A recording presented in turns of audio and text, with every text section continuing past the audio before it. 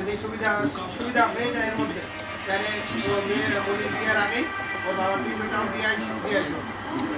কি বলো হ্যাঁ উনি বিয়েতে কইছিলাম তাহলে বিয়ের আগে পিন্ডটা দিল একটা শুভ কাজে আর একটা ভালো হ্যাঁ তাহলে যাই সোজা আসি হ্যাঁ মোবাইল কথা বলবেন